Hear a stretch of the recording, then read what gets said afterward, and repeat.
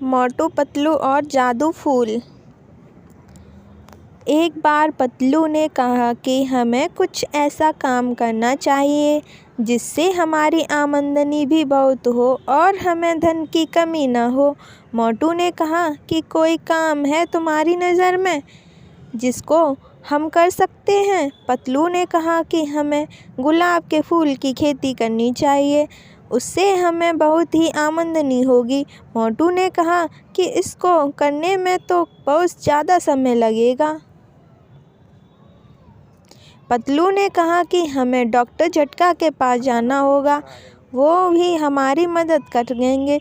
जब मोटू पतलू डॉक्टर झटका के पास गए तो उन्होंने अपनी बात कही कि कोई ऐसा उपाय बताइए जिससे हमारी फूलों की खेती जल्दी हो जाए। डॉक्टर झटका ने एक उपाय बताया कि जब तुम यह दवाई, जो कि बहुत ही स्पेशल है, छोटे पौधों पर गिरा दोगे तो यह फूल एक रात में बहुत ज़्यादा मात्रा में आ जाएंगे। पर इस बात का ध्यान रखना ही हर पौधे पर एक ही बूंद डालनी है। मोटू और पतलू दवाई को लेकर वापस आ गए और पतलू से मोटू ने कहा कि मुझे दवाई डालनी है, तुम सारे गमले यह लेकर आ जाओ। पतलू गमले लेकर आया, तब तक मोटू ने बहुत सारी दवाई हर गमले में डाल दी।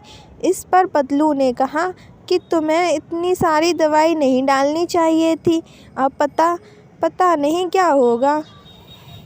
उसके बाद पतलू ने डॉक्टर झटका से कहा कि मोटू ने बहुत सारी दवाई डाल दी है, अब क्या होगा। डॉक्टर झटका ने कहा कि अब तो तुम्हें सुबह ही पता चलेगा।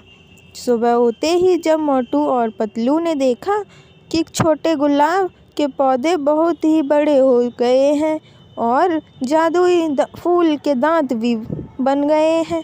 अब सभी पौधे काटने के लिए मोटू और पतलू के पीछे भाग रहे हैं।